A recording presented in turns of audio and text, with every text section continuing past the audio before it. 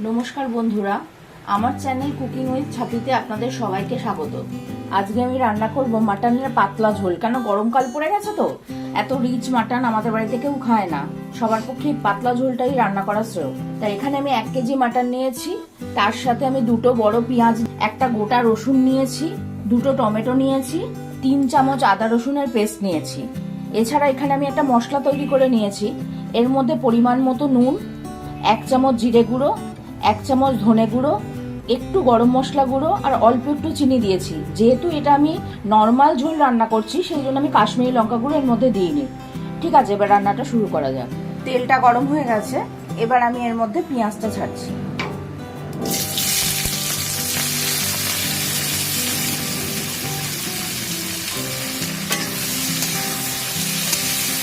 পেঁয়াজ খুব বেশি ভাজার দরকার নেই, একটু হালকা গোলাপি হলেই এর মধ্যে আরো অন্যান্য জিনিসগুলো দিতে থাকবে।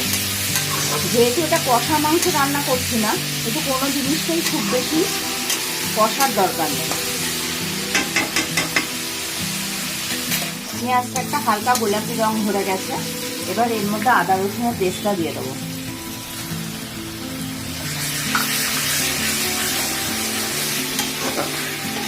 এটা দিয়ে খানিকক্ষণ কষবো।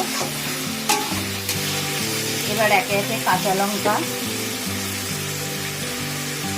গোটা রসুনটা, টমেটোটাও দিয়ে দেবো। এবার এটা একটু ভাজা ভাজা হতে দিতে হবে। মশলাটা ভাজা ভাজা হয়ে এসছে, এটা থেকে তেল ছাড়া খুব একটা ব্যাপার নেই, কেননা আমি তেলটা খুব কমই দিয়েছি মাংসতে। আর আলুও আমি কিন্তু ভাজিনি, আলুটা এমনি দিয়ে দেবো। যেহেতু প্রেশার কুক করবো, আলুর মধ্যে মশলা এমনি দিতে যাবে। আবার এটা একটু নাড়াচাড়া করতে হবে মিনিট 2 মতো।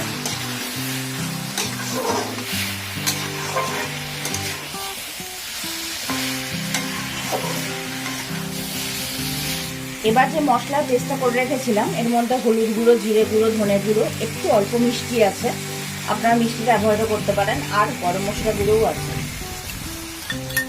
গরম মশলা গুঁড়ো সাধারণত রান্নার শেষের দিকে ব্যবহার করা হয়, যেহেতু এটা আমি পাতলা ঝোল করছি প্রথমেই দিয়ে দিলাম। আর একটু কষিয়ে নেব।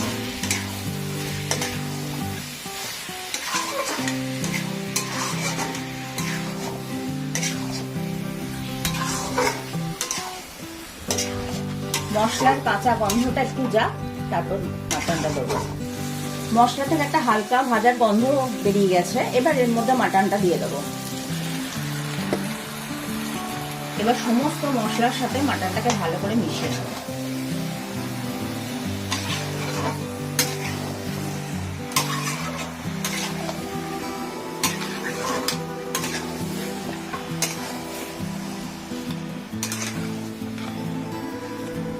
মাংসটা কষতে একটু সময় লাগবে, মিনিট 10 মতো। মিডিয়াম আছে মাংসটা একটু কষা হবে।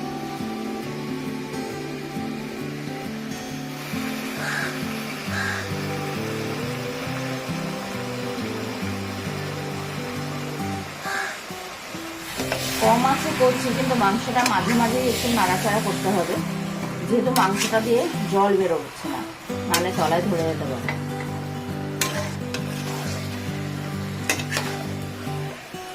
কাঁচা মশলার গন্ধটা চলে গেছে, এবার আমি একটা জায়গায় গরম জল করেছি, এবার এটাকে প্রেসার কুক করতে হবে। আমি শুধু কাঁচা লঙ্কাই দিয়েছি, আপনাদের যদি মনে হয় তাহলে অল্প একটু গুঁড়ো লঙ্কা দিতে পারেন।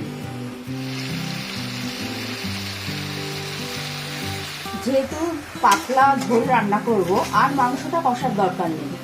10 মিনিট হয়ে গেছে, মশলার কাঁচা গন্ধও চলে গেছে, সুন্দর একটা গন্ধ বেরোচ্ছে। এবার আমি এটাকে প্রেসার কুকারে দিয়ে দেবো।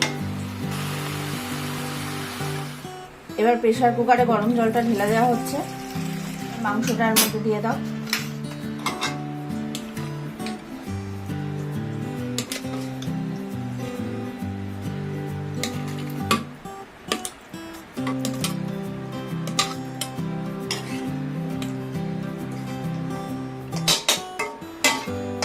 মাংসটা প্রেসার কুকারে দেওয়া হয়ে গেছে, ঢাকাটা লাগিয়ে দিলাম। আমি 4টে সিটি বাজাবো, এবার তারপর খুলে দেখবো মাংসটা সেদ্ধ হয়েছে কিনা। যদি না সেদ্ধ হয়ে থাকে তাহলে আরো 2টো সিটি বাজাতে হবে। এবার আপনাদের প্রেসার কুকার অনুযায়ী সিটিটা দেবেন। 6টা সিটি বাজার পর আমি মাংসটা খুলে দেখেছি, মাংসটা সেদ্ধ হয়ে গেছে। এবার মাংসটা আমি আবার কড়াই ট্রান্সফার করে নিয়েছি, নিয়ে এটাকে একটু ফুটিয়ে নিচ্ছি। এর মধ্যে আমি নুন টুন সব চেক করে নিয়েছি, সবই ঠিক আছে। আপনারাও একটু দেখে নেবেন নুন ঝালটা।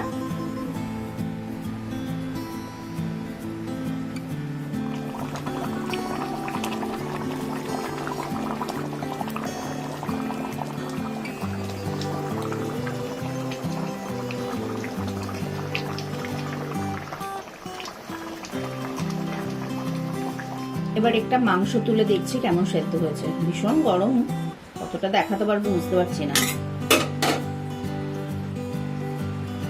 এই যে সফট, ভেঙে গেছে মাঝখান থেকে, ভালোভাবে সেদ্ধ হয়ে গেছে। আজকে মাটনের পাতলা ঝোল রান্না এখানেই শেষ হয়ে গেল। রান্নাটা ভালো লাগলে লাইক, শেয়ার আর সাবস্ক্রাইব করবেন, আর চ্যানেলটির সাথে পাশে থাকবেন।